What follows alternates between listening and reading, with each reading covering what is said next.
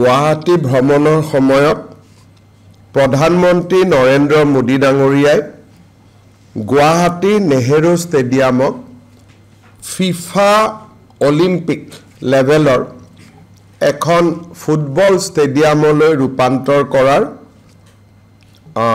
এখন আঁচনিত আধাৰশিলা স্থাপন কৰিছিল।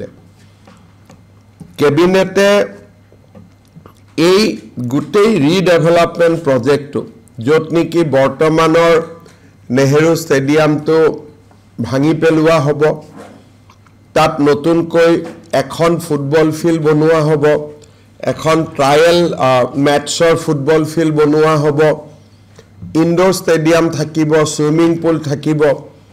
এই গোটেই প্ৰকল্পটোৰ কাৰণে নিবিদা আহ্বান কৰিছিল।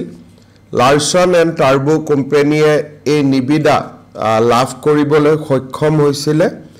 আজি কেবিনেটে সেই প্ৰকল্পটোত অনুমোদন জনাই 765 কোটি টকা ইয়াত ব্যয়